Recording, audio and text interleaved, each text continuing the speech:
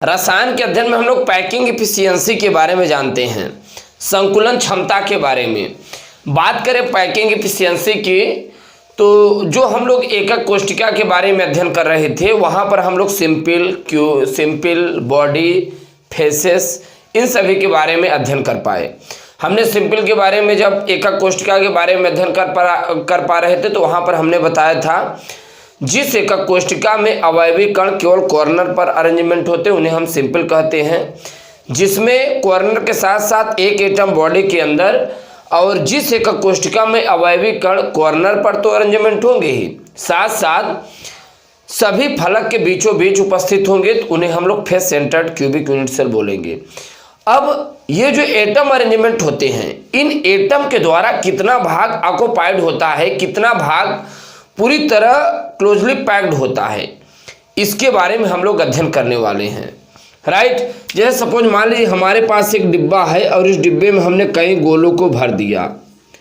ये आप देख पा रहे हैं, यहाँ पर हमने इसमें कई गोलों को यहाँ पे इस प्रकार से भरा, और इन गोलों के द्वारा जितना भाग स्पेस घेरा होता है इसी को हम लोग पैकिंग एफिशिएंसी कहते हैं, संकुलन क्षमता कहते हैं, और ये जो भाग रिक्त है इसी को हम लोग वॉइड बोलते हैं। राइट, पैकिंग एफिशिएंसी का फार्मूला क्या होता है? संकुलन क्षमता के फार्मूले की बात करें, संकुलन क्षमता बराबर होता है प्रत्येक गोले परमाणु द्वारा घेरा गया आयतन, प्रत्येक गोले परमाणु द्वारा घेरा गया आयतन, राइट, बटे एकक कोशिका का कुल आयतन, एकक कोशिका का कुल आयतन। ये बात समझ में आ रही है? ये होता है फार्मूला, ये आप अपने कॉपी में नोट डाउन कर लीजिए। ये फार्मूला है, क्या होता है? प्रत्येक गोले परमाणु द्वारा घेरा गया आयतन बटे एकक कोशिका का कुल आयतन। एक गोले का आयतन निकालना हो तो उसके लिए फार्मूला होता है, किसी गोले का आयतन निकालना हो तो उसके लिए फार्मूला होता है 4/3 πr³। राइट, अगर एक गोले के लिए निकालना हो तो एक का मल्टीप्लाई करेंगे, दो के लिए निकालना हो दो का तो जितने गोले होंगे उतने गोले से मल्टीप्लाई करेंगे। एकक कोशिका का आयतन, कोशिका का आयतन हम लोग कैसे निकालते हैं? Length width height. राइट, लंबाई कितनी है, चौड़ाई कितनी है, ऊंचाई कितनी है, डिवाइड करेंगे तो पैकिंग एफिशिएंसी मालूम हो जाएगा। ये बात समझ में आ रही है? अब ये पूरी तरह आपको क्लियर तब होगा जब हम तीनों पैकिंग के बारे में बताएंगे, सिंपल, बॉडी और फेसेस के बारे में। चलिए आप इसका स्क्रीनशॉट लीजिए, फार्मूले को दिमाग में रखिए, प्रत्येक गोले परमाणु द्वारा घेरा गया आयतन बटे एकक कोशिका का कुल आयतन। अच्छा, यहाँ पे 100 का मल्टीप्लाई भी होता है तो यहाँ पे हम 100 का मल्टीप्लाई भी करेंगे।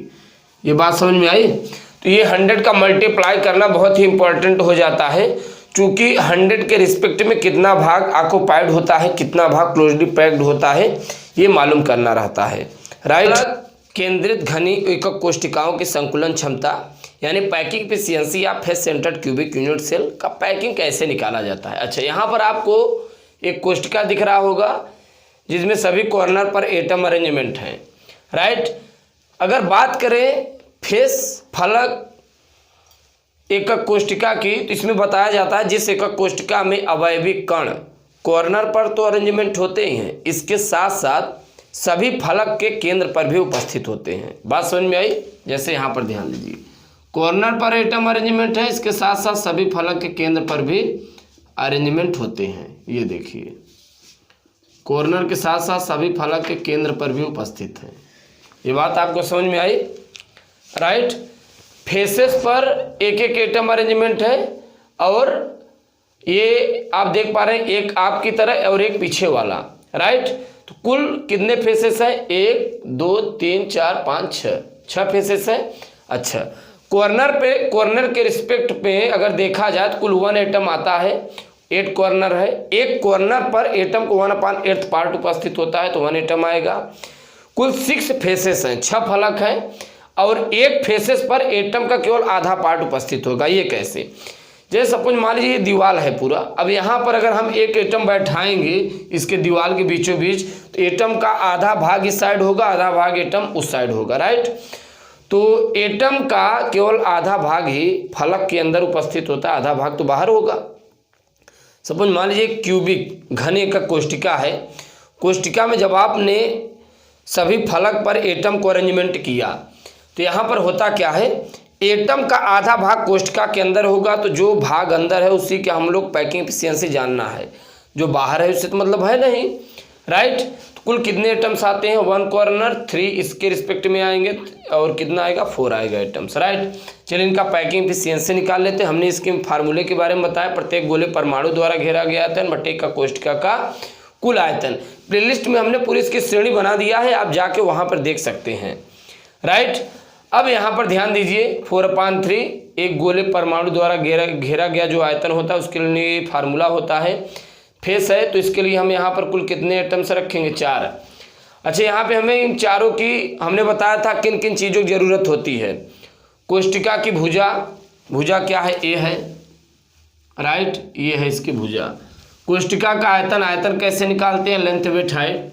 रिलेशन आप यहाँ पर देख लीजिए, face centred cubic unit cell R = √2/4, A = 4R/√2। ये रिलेशन होता है फेस के अंतर्गत, ये हमने बताया है वीडियो लेक्चर में।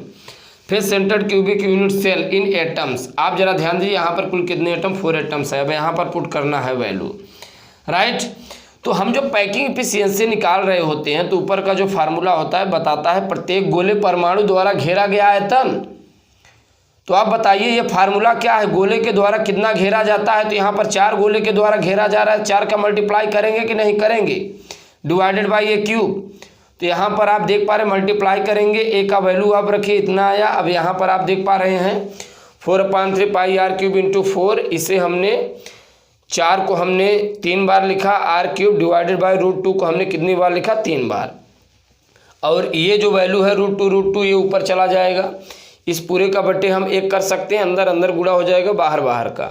तो आप देख 4πr³, ये 4 पहले से है जो एटम का हमने मल्टीप्लाई किया था, √2 पूरे के पूरे चला गया ऊपर। यहाँ क्या बचा, 3 नीचे आया, 3 बार 4 होगा, राइट। यहाँ पर आप देखेगा 3 r³। अब यहाँ पर देख क्या क्या कट रहा है, 4 से 4 कैंसिल, 1 4 से 1 4 और कैंसिल, r³ से r³ कैंसिल, राइट। और यहाँ पर 2 दूनी 4 और यहाँ पर क्या बचा है π√2, पाई यहाँ पर जब आप इसका मल्टीप्लाई करेंगे तो कितना आएगा, ज़रा ध्यान दीजिएगा। यहाँ पर ये 4 से ये 4 कैंसिल हुआ, ज़रा ध्यान दीजिए, यहाँ पर ये 4 से ये 4 कैंसिल हुआ, ठीक।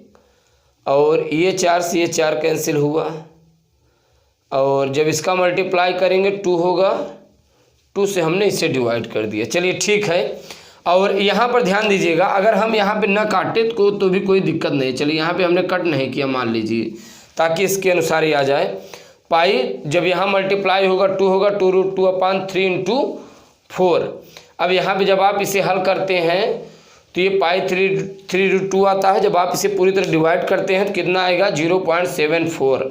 100 का मल्टीप्लाई करेंगे तो हमें ये पता चलता है कि 74% भाग इन 4 एटम के द्वारा इस एकक कोष्टिका में क्या होता है, घिरा होता है। 4 एटम के द्वारा क्लोजली पैक्ड होता है, कितना, 74%। अच्छा, स्पेस वॉइड की बात करें तो इसका जो स्पेस वॉइड होता है वो निकल के आता है, आप 100 में से 74 को जब आप माइनस करते हैं तो आता है 26%। इट्स ऑल राइट, ये ध्यान दीजिए। तो इस प्रकार से हम लोग सीख पाए पैकिंग एफिशिएंसी, संकुलन क्षमता के बारे में। दरअसल संकुलन क्षमता 3 होता है, सिंपल होता है, बेड बॉडी के लिए निकालते फेस। आप कहेंगे इंड के लिए नहीं बताए, तो आप जरा ध्यान दीजिए, बॉडी में कुल 2 एटम होते हैं, इंड में भी 2 एटम आएंगे। तो जो बॉडी के लिए होगा वही इंड के लिए होगा, राइट। और इसके बाद अब हम लोग वीडियो लेक्चर मुलाकात करेंगे 1D 2D 3D close packing के बारे में। चलिए आप इसका फटाफट से स्क्रीनशॉट लीजिए, और अब हम लोग अगले वीडियो लेक्चर मुलाकात करने की कोशिश करेंगे। यदि आप चैनल पर नए हैं फटाफट चैनल कीजिएगा सब्सक्राइब, और उन बच्चों के पास शेयर करने की कोशिश कीजिए जिन्हें इनकी काफ़ी ज़रूरत है, जो कोचिंग अफोर्ड नहीं कर सकते। Thanks for watching, thanks lot.